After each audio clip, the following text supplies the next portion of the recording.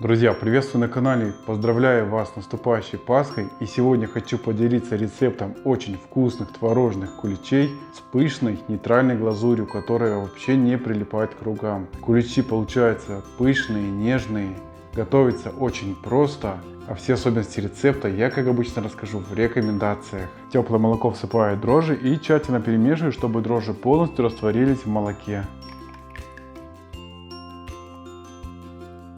Накрываю емкость и убираю в теплое место.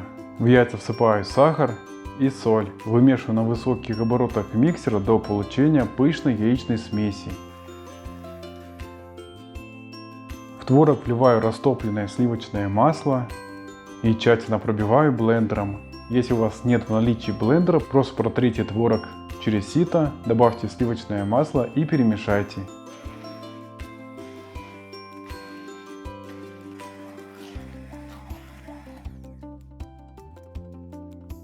Во взбитые яйца вливаю теплое молоко с дрожжами и добавляю творожно-сливочную смесь. Недолго перемешиваю миксером.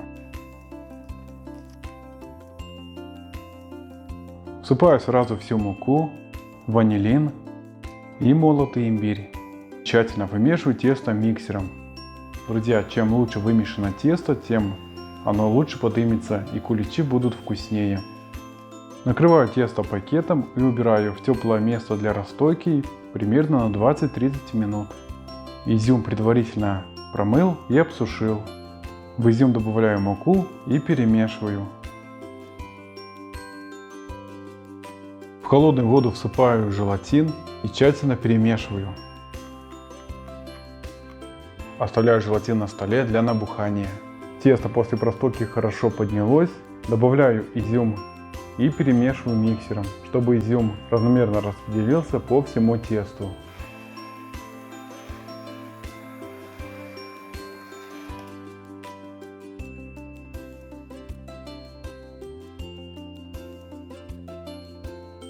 Порционно выкладываю тесто в стаканчики. Друзья, диаметр моих стаканчиков составляет 11 сантиметров. Вы можете использовать любые стаканчики любым диаметром. Если стаканчики у вас меньше, тогда время выпекания будет чуть меньше. И как только выложил тесто в стаканчиках, мокрой рукой его выравниваю. Тесто в стаканчик накрываю целлофаном, убираю стаканчики с тестом на расстойку примерно на 30 минут. Обратите внимание, какое пышное тесто после расстойки, оно очень хорошо поднялось в стаканчиках. Противень с тестом убираю в заранее разогретую до 170 градусов духовку на 40 минут. Готовность выпечки проверять деревянной шпажкой. После выпечки рекомендую оставить стаканчики на решетке для полного остывания. В сотейник с водой всыпаю сахар и перемешиваю до закипания. Как только сироп закипел, прекращаю мешать, чтобы сахар не кристаллизовался в сиропе. Периодически обмакиваю чайную ложку в сироп и проверяю на наличие тонкой нитки. Друзья, если у вас есть градусник, то температура готового сиропа составляет 115-120 градусов. Я же показываю для большинства, поэтому я просто обмакиваю чайную ложку в сироп на наличие тонкой нитки. Обратите внимание, что появилась тонкая нитка, это означает, что сироп готов. И снимаю сотейник с огня. Осторожно вливаю горячий сироп в набухший желатин. Вымешиваю на высоких оборотах миксера до получения пышной глазури. Многие спрашивают, почему глазурь иногда бывает липкой. Я всегда говорю, это вы плохо вымешали глазурь, поэтому глазурь нужно хорошо вымесить, чтобы она прокручивалась лопастями миксера, чтобы она имела вот такую густоту, тогда глазурь будет стабильная, устойчивая, она быстро высохнет и не будет прилипать к ножу. Глазурь готова. Это глазурь маршмеллоу, это очень стабильная и вкусная глазурь. Обязательно приготовьте так, чтобы она была вымешана хорошо, тщательно. Если глазурь будет слабо вымешана, то внутри куличи будут липкие. Если у вас нет кондитерского мешка, вы можете просто обмакнуть каждый кулич в чашу с глазурью маршмеллоу.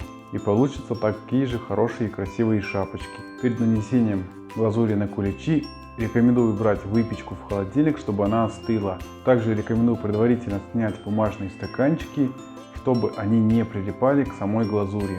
Тогда глазурь маршмеллоу будет красиво стекать такими крупными стеками, шапочками с вашей выпечки.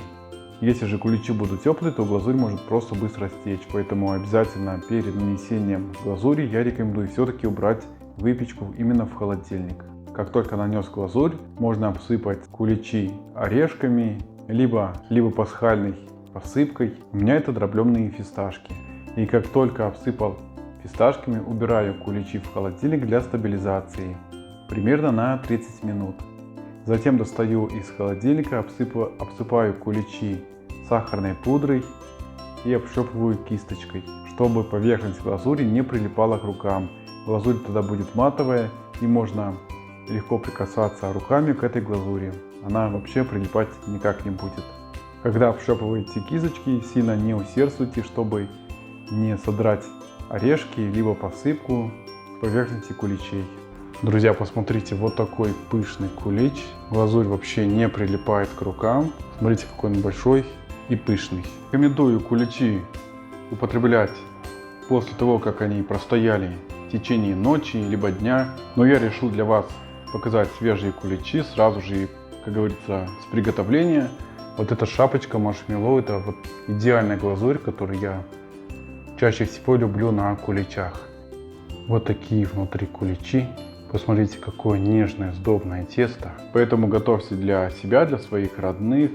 Я уверен, творожные куличи вам понравятся. Друзья, спасибо, что смотрите мой канал, ставите лайки, пишите комментарии, делитесь моими рецептами в своих социальных сетях.